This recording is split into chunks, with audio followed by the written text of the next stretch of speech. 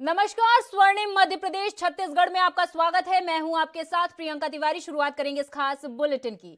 छत्तीसगढ़ के मुख्यमंत्री भूपेश बघेल ने लखनऊ में पहुंचकर प्रेस कॉन्फ्रेंस की, जहां उन्होंने किसानों के मुद्दे को लेकर बीजेपी सरकार को घेरा। वहीं उन्होंने लखनऊ में कांग्रेस के कई नेताओं से मुलाकात की। दरअसल इसके पहले सीएम भूपेश ने सीएम योगी पर टिप्पणी करते हुए कहा था कि योगी पहले मथुरा से चुनाव लड़ना चाहते थे, फिर उसके बाद अयोध्या से। अब उनको भाजपा ने मठ में बैठा दिया। उनकी स्थिति क्या है ये बताने की जरूरत नहीं है। सुनिए। दिलाने की बात कही थी, लेकिन आपने देखा होगा कि यदि तुलनात्मक दृष्टि से देखें तो यूपीए सरकार में जो लागत मूल्य है उसमें लगातार वृद्धि हुई और जहां अटल बिहारी वाजपेयी जी के समय धान की कीमत मात्र 450 रुपया था, वो बढ़ के 900 रुपया कर दिया गया पहले ही पंचवर्षीय में, और दूसरे पंचवर्षीय में वो 1350 रुपया तक हुआ। 450 से बढ़ के 1350 रुपया धान के, उसी प्रकार से अनाजों की कीमत में वृद्धि की गई। और जो ये दम भरते हैं कि आय दुगुना कर देंगे, लेकिन उसके सरकार में आप देखेंगे तो ये वृद्धि दाल में नमक के बराबर भी नहीं है। ये स्थिति ऊंट के मुंह में जीरा जिसे हम कह सकते हैं, ये स्थिति सरकार खेती में लागत बढ़ गया है। अनुमान ये है कि प्रति हेक्टेयर 25,000 रुपया इसकी वृद्धि हुई।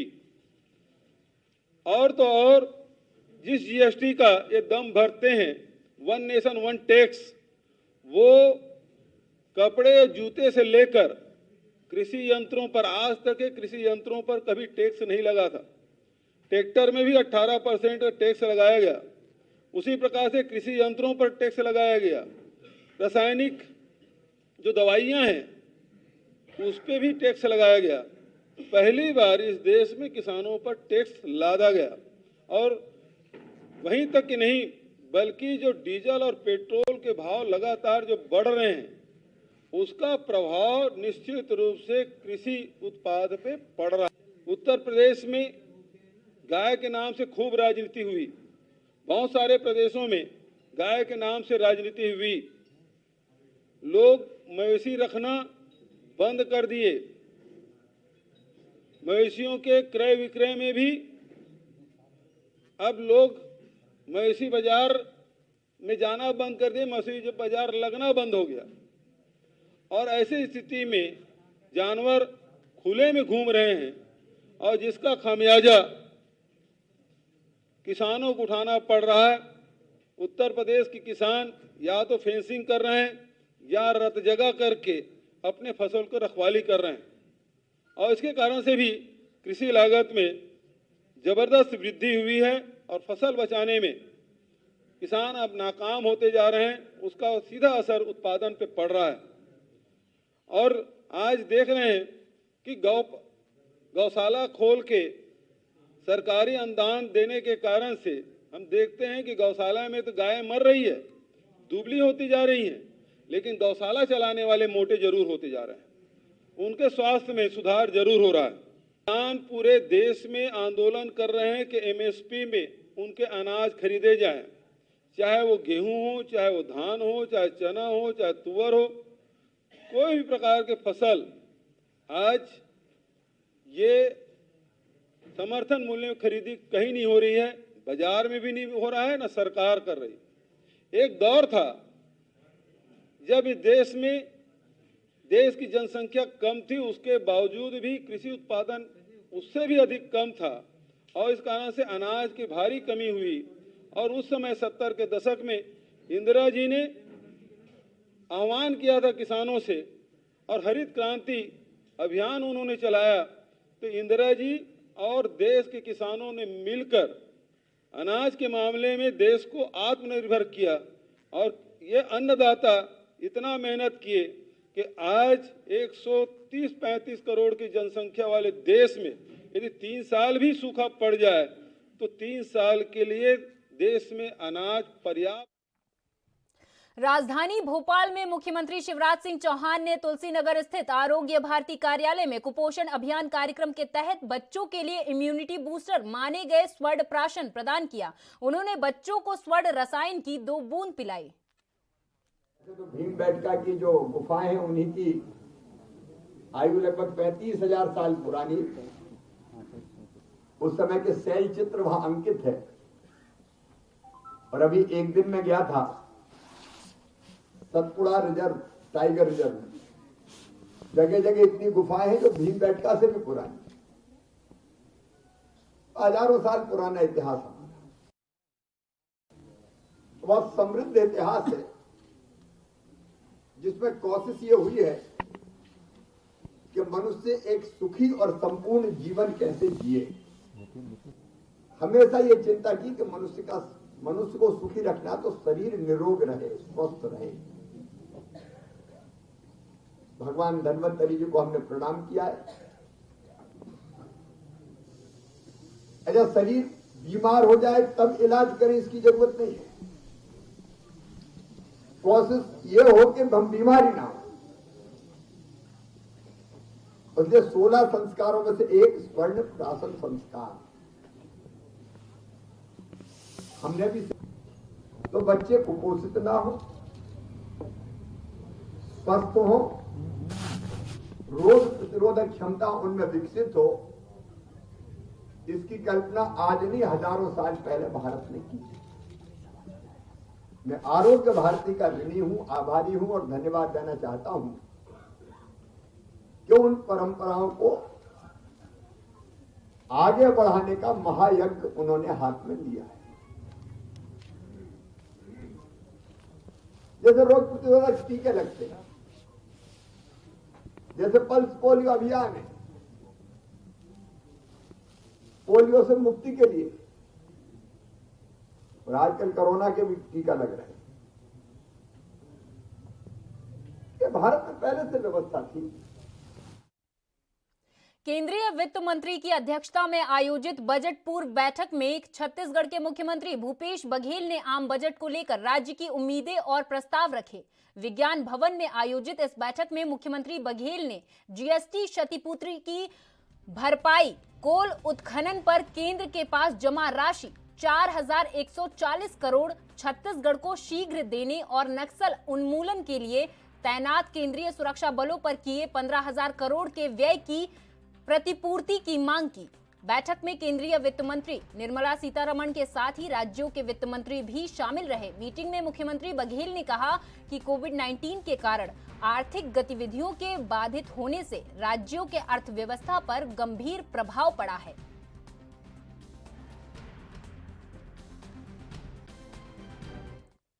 मुख्यमंत्री भूपेश बघेल के नेतृत्व में राज्य सरकार की ओर से कार्यक्रमों को सफल बनाने के लिए छत्तीसगढ़ अब लगातार नई उपलब्धियों को हासिल कर रहा। छत्तीसगढ़ राज्य की इन्हीं उपलब्धियों में यहां उत्पादित होने वाले हर्बल्स अब अहम भूमिका निभा रहे।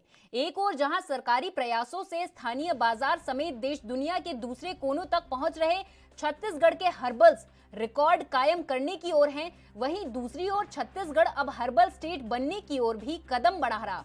ये न सिर्फ राज्य की एक अलग पहचान बनाने के लिए उल्लेखनीय है, बल्कि इससे वनवासियों को आर्थिक समृद्धि भी हो रही।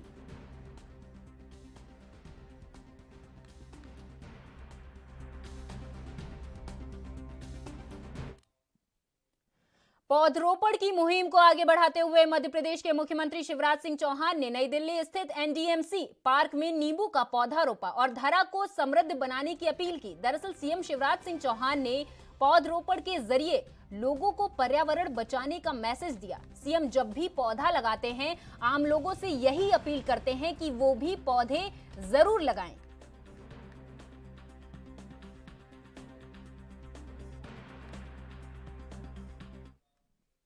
मध्य प्रदेश के गृह मंत्री नरोत्तम मिश्रा ने प्रेस कॉन्फ्रेंस के दौरान कांग्रेस और आम आदमी पार्टी को आड़े हाथों लिया। नरोत्तम मिश्रा ने कहा कि भगवंत मान जी उड़ता पंजाब के ब्रांड एम्बेसडर हैं। उन्हें आम आदमी पार्टी के मुख्यमंत्री पद का चेहरा बनाकर केजरीवाल जी ने बता दिया है कि वो पंजाब को लेकर कितने गंभीर हैं। वहीं कमलनाथ का घर चलो घर घर चलो अभियान पर चुटकी लेते हुए कहा कि ये अभियान पूरी कांग्रेस को घर बैठाकर ही खत्म होगा। सुनिए।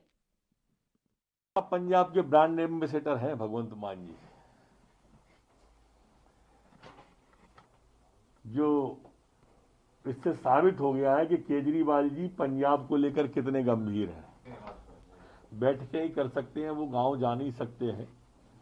और पहले ये घर चलो घर घर चलो अभियान जो है ना, पूरी कांग्रेस को घर बिठा के ही खत्म होगा कमलनाथ जी। पहले चलो चलो कहते थे, विधायक आते थे तो चलो चलो में 29-30 विधायक चले गए कांग्रेस। एकमात्र ये प्रदेश अध्यक्ष ऐसे हैं जिनके कार्यकाल में सिटिंग 29 विधायक चले गए। अब घर चलो में भी घर बिठाल के ही पूरी कांग्रेस को मानेंगे। दरअसल कांग्रेस का ये हिडन एजेंडा है, कैसे हिंदुओं को अपमानित करना, उनमें विभाजन करना, ये कांग्रेस के डीएनए में ही है।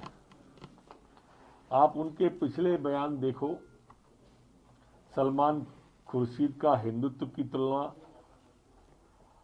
आतंकी संगठन आईएसआई और बोको हराम से करना, राशिद अल्वी का जय श्री राम कहने वालों को राक्षस बताना।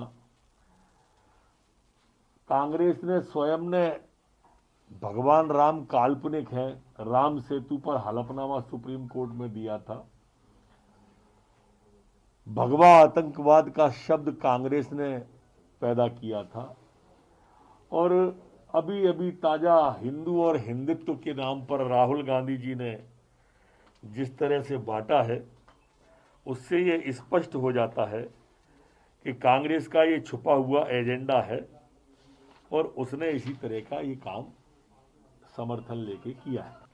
देखिए, ये जो आप शब्द का प्रयोग कर रहे हैं, इनको तुष्टीकरण का मोतियाबिंद हो गया है और इसलिए इनको वही दिखता है। उज्जैन में जो दुकानें तोड़ी गई हैं, वो ऐसा नहीं है कि सिर्फ मुस्लिम की तोड़ी गई है। हमने अभी इंदौर में जो तोड़फोड़ की, क्या वो मुस्लिम था? जो गलत करेगा, वो कोई भी हो, कानून अपना काम करेगा, वो किसी भी समाज से। 82 बनी हुई है। संपूर्ण प्रदेश में एक्टिव केस वर्तमान में 43,973 प्रदेश के अंदर है। कल जो सैंपल लिए गए 77,379 सैंपल संपूर्ण प्रदेश के अंदर लिए गए हैं। पुलिस के हमारे जवान कल 116 नए संक्रमित हुए हैं। ऐसे वर्तमान में 705 पुलिस के जवान इन ऑल। मध्य प्रदेश के पूर्व मुख्यमंत्री दिग्विजय सिंह ने मुख्यमंत्री शिवराज सिंह चौहान को पत्र लिखकर उनसे मिलने का समय मांगा। उन्होंने पत्र में लिखा कि 1 माह से मिलने का समय मांग रहा हूं, पर अभी तक नहीं दिया गया। साथ ही चेतावनी भी दी कि 20 जनवरी तक समय नहीं मिलता है तो 21 जनवरी से मुख्यमंत्री आवास के सामने धरने पर बैठ जाऊंगा। वहीं दिग्विजय सिंह ने आज प्रेस कॉन्फ्रेंस कर सरकार को कई मुद्दों पर घेरा। होना चाहिए, लेकिन अनाज महंगा और शराब सस्ती, यही है भारतीय जनता पार्टी की नीति। और ये कहा जा रहा है कि जो अवैध शराब बन रही है उसको, और उससे लोग मर रहे हैं। अभी भिंड में 4 लोग मर गए, उसके पहले मुरैना में मर गए। उसको रोकने के लिए उन्होंने नीति बनाई है शराब को सस्ती बेचने के लिए। लेकिन ये अवैध शराब बिक कैसे रही है, कौन बेच रहा है और किसके संरक्षण में बेची जा रही है? कई बार हम इस बारे में शिकायत कर चुके हैं। कलेक्टर साहब, एसपी साहब और भोपाल के बड़े अधिकारी और मंत्रीगण, सबके पास महीने का हिस्सा पहुंच रहा है अवैध शराब बेचने वालों का। उस पर नियंत्रण क्यों नहीं करते? मरने के बाद एक्शन होता है, जब बिक रही है तब क्यों नहीं पकड़ते? तरीके से ये शराब नीति जो है ये पूरे तरीके से शराब पीने वालों की सहूलियत के लिए हो सकती है, लेकिन आम जनता के लिए नहीं है। पता नहीं मंत्रिमंडल में कितने लोग शराब पीते हैं, नहीं पीते, मुझे नहीं मालूम। और जिन लोगों ने नीति बनाई उनमें से कितने लोग शराब पीते नहीं पीते, मुझे नहीं मालूम। लेकिन इतना जरूर है कि शिवराज सिंह जी के नेतृत्व में शराबियों को सहूलियत, उमा भारती जी शराबबंदी करना चाहती हैं और शिवराज सिंह जी उर्फ मामा उर्फ मामू शराब और सस्ता और सरल किया करना चाहते हैं। अब ये बात दोनों में तय करनी चाहिए, क्या चाहते हैं। एक दूसरा, नर्मदा नदी के किनारे 5 किलोमीटर तक शराब नहीं बिकेगी।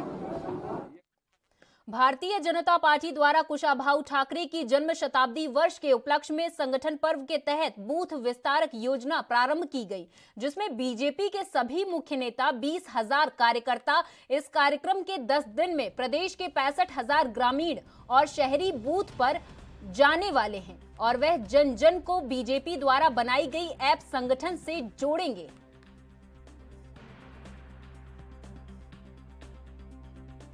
ऐसी बूथ है, 360 विस्तारक बने हैं। हमारी योजना ये फील्ड में 20 तारीख से प्रारंभ हो रही है, किंतु इस योजना के पीछे का जो पूरा खाका जो है वो 6 जनवरी को मांडव में कार्यशाला थी। वो कार्यशाला में जो मंडलों में विस्तारक जाने वाले थे और मंडल अध्यक्ष, उनकी एक दिन भर की कार्यशाला हुई और तभी से ये काम प्रारंभ हुआ। जो मंडल के विस्तारक है, एक विधानसभा से दूसरे विधानसभा में मंडल के विस्तारक गए हैं, तभी से वो इस काम को मूर्त रूप दे। आने वाले समय के चुनावों में भी भारतीय जनता पार्टी प्रचंड बहुमत से जीते, यह भी हमारा एक इसके पीछे का हेतु होता है। तो इन स्थानों पर जाके जब हम काम करेंगे मतदान केंद्र पे, तो हमारे विस्तारक पिछले 2 बार के विधानसभा के चुनाव परिणाम और 1 बार के लोकसभा चुनाव के परिणाम के आधार पर उस मतदान केंद्र को ग्रेड देने का काम करेगा, A, B, C। जहां हम लगातार जीतते हैं वह A में आता है। तो हमारे इस कार्यक्रम के बाद ये प्रयास होगा कि वो जो A वाला हमारा केंद्र है, मतदान केंद्र, वो A+ बने और अच्छे से हम जीते। अगर कहीं का B का है, जहां हम जीतते भी हैं, हारते भी, बराबर भी रहते हैं, तो वो कैसे A में जाए। अर्थात चुनाव की दृष्टि से, मत प्राप्ति की दृष्टि से हमारा अपग्रेडेशन वहां पर कैसे हो, इस दिशा में भी हम वहां काम करेंगे। ऐसे कई सारे बिंदु है जिन पर हम काम करेंगे। 22 बिंदु है, जिन 22 बिंदुओं के ऊपर जाकर हम वहां पर काम करेंगे। समय अभाव में तमाम बिंदु। मध्य प्रदेश के उज्जैन में प्रदेश कांग्रेस महिला उपाध्यक्ष नूरी खान के साथ कांग्रेसी अधिक बिजली बिल आने से परेशान रहवासियों के साथ बिजली विभाग के कार्यालय का घेराव करने पहुंचे थे।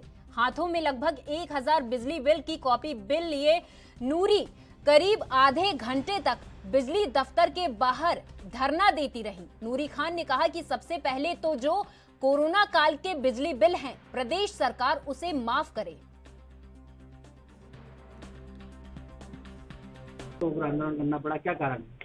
देखिए, जिस तरीके से शिवराज सिंह चौहान कह रहे थे कि कोरोना काल के बिल माफ किए जाएंगे, जनता से डबल करके वसूल किए जा रहे हैं। आज हमने आंदोलन किया है और यहाँ पर चीफ इंजीनियर MPEB से हमने मांग रखी है कि कोरोना काल के जो बिल है वो माफ कर दिए जाएं। और दूसरी बात है, जिस तर्ज पर कमलनाथ जी की सरकार ने 100 यूनिट बिजली 100 रुपए में दी थी, उसी तर्ज पर जो राशन कार्ड धारी हैं, गरीब हैं, उनको 100 यूनिट बिजली मुफ्त में दी जाए। तीसरी मांग हमारी है कि स्मार्ट मीटर का उपयोग सिर्फ गरीबों के लिए न किया जाए, बल्कि जो भाजपा के बड़े नेता हैं, जनप्रतिनिधि हैं, पहले उनके घर में लगाए जाए। तो इन सारी मांगों को लेकर आज ज्ञापन दिया है और हमें ये आश्वासन मिला है कि जिस तरीके से बगैर रेटिंग लिए बिल दिए जा रहे हैं, उन सब पर एक बड़ी कार्रवाई होगी और सारी मामला संज्ञान में लिया गया है और हमें आश्वासन दिया गया है कि लोगों के जितने भी हो सकते हैं बिल माफ किए जाएंगे। कितने दिन का आश्वासन दिया है इन्होंने? हमने 7 दिन का समय इन्हें दिया है और 7 दिन बाद हम फिर बात करेंगे कि किस तरीके से इन्होंने हमारे बिल माफ किए, हमारी मांगी मानी है। अगर नहीं मानी है तो आगे आने वाले समय में और उग्र आंदोलन किया जाएगा। जो ज्ञापन मिला है उसमें जो भी बिंदु है उस पर गंभीरता से हम विचार करेंगे और जनता के हित में जो भी अच्छे से अच्छा हो सकता है उसके बहुत बराबर प्रयास। उन्होंने बीजेपी नेताओं पर आरोप लगाया कि उनके मीटर लगाए गए, बाकी लोगों के मीटर लगाया जा रहा है। नहीं, हमारे यहाँ किसी भी प्रकार की कोई भेदभाव वाली बात नहीं होती। तो वही मीटर तो एक से हम जनरली कंज्यूमर की तरह ट्रीट करते हैं, चाहे उसमें कोई से भी पार्टी से। मीटर से उसका कोई संबंध नहीं होता है पार्टी का। मीटर तो सभी के यहाँ लगना और सभी के यहाँ लगाया जाता है। कोरोना काल के अंदर जो बिल गए थे उसके लिए आपने घोषणा की थी, उस पर भी आरोप लगाया गया। वर्तमान में शासन ने जो उस समय का जो अमाउंट है उसको फ्रीज किया था, उसको वर्तमान में गवर्नमेंट ने समाधान योजना लागू की है। उसमें 40% राशि हमारी बिल की एनर्जी चार्जेस की, साथ में 100% का अधिभार जो है वो माफ किया है। ये फर्स्ट ऑप्शन और सेकंड ऑप्शन में 25% राशि जमा करा रहे हैं और बाकी किस्तों में राशि जमा करा रहे हैं। ये योजना को हम पूरी तरह से। खबर एमपी के उज्जैन से है, जहां जल संसाधन विभाग ने मकर संक्रांति पर कान्हा का गंदा पानी शिप्रा में ना मिले और शुद्ध जल से स्नान हो, इसलिए मिट्टी का डैम बनाया था। जहां बांध टूटने के चलते कान्हा नदी का सारा पानी त्रिवेणी होते हुए रामघाट पहुंचा, जहां शुद्ध पानी में केमिकल युक्त पानी मिलने से नदी का जल अशुद्ध और काला हो गया। श्रद्धालुओं को आचमन करने तक में परेशानियों का सामना करना पड़ रहा। देखो, ये सारा जनता का धन है और ये बार बार प्रशासन बांध को बढ़ा रहा है और पानी का भाव इसको बहा के ले जा रहा है। तो यहाँ पर स्थायी बांध बनाया जाए, कंक्रीट का बांध बनाया जाए और शासन प्रशासन से हम यही मांग करते हैं, शिवराज सरकार से यही मांग करते हैं कि माँ शिप्रा अगर गंदी हो गई तो हम यहाँ पे शिप्रा में समाधि ले जाएंगे, आमरण अनशन शुरू कर।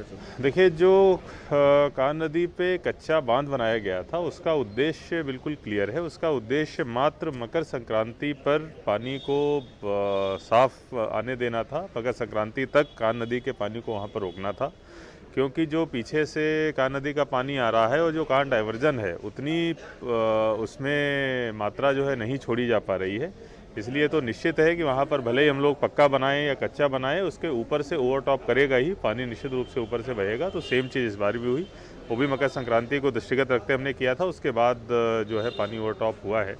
हम लोगों ने कट भी लगाया था जिससे कि पानी को निकाला जा सके, हालांकि पानी का बहाव काफ़ी तेज़ था। स्थायी समाधान की जहाँ तक बात है, उसमें माननीय मुख्यमंत्री जी बहुत गंभीर हैं। उन्होंने मंत्रियों की और अधिकारियों की टीम भी बनाई हुई है।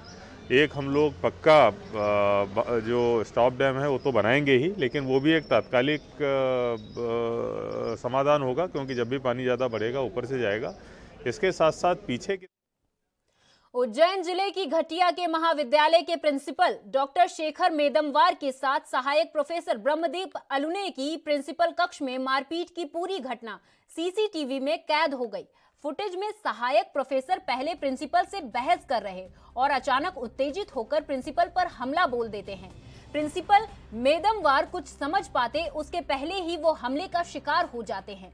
इसी बीच शोर शराबा सुनकर अन्य स्टाफ इनका बीच बचाव करता है और दोनों को छुड़ाता है। वहीं ये जानकारी भी सामने आई कि प्रिंसिपल ने कार्यालय समय में प्रोफेसर को बाहर घूमने से मना किया था, क्योंकि उस दिन महाविद्यालय में बच्चों के लिए शासन के निर्देशानुसार वैक्सीनेशन कैंप आयोजित होना था। इससे नाराज होकर प्रोफेसर ने प्रिंसिपल पर हमला कर दिया।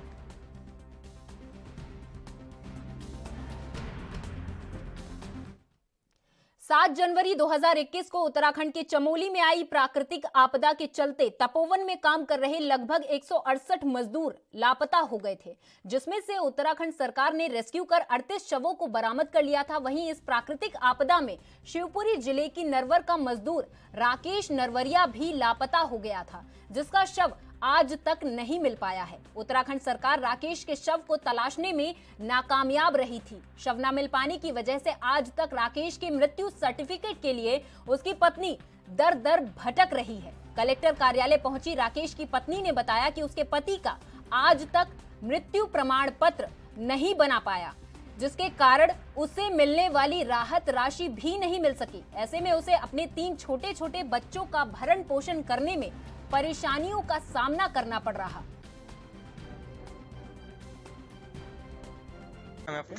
श्याम कुमारी। कहाँ से है श्याम कुमारी? नरवर से। आज जन सुनवाई में आई थी क्या? हाँ, जन सुनवाई में आई थी। क्या समस्या थी? हमारी समस्या ये है कि साल भर से फिरते फिरते हमारे पति का डेड बॉडी नहीं मिली ना, हमें डेथ सर्टिफिकेट बन रहा हमारे वहाँ से उत्तराखंड से। यहाँ से कहती हैं कि बन गया और वहाँ से कहती हैं बन जाएगा। अभी पहले पेपर छपवाया था जो कह दिया गया 30 दिन में बस तुम्हारी बना ही जाएगा। 30 दिन हो गए और कितने दिन हो गए जब ही बोला था हमसे, पेपर छपवा दिया था हमने। तो कैसे हुई थी आपके पति की मृत्यु? वो काम करने गए थे सर, अपना पेट पालने गए थे, 3 बच्चों का पेट पालने गए थे। और मेरे साथ इस खास पेशकश में बस इतना ही। उत्तराखंड की खबरों के लिए बने रहिए एनबी न्यूज के साथ। नमस्कार।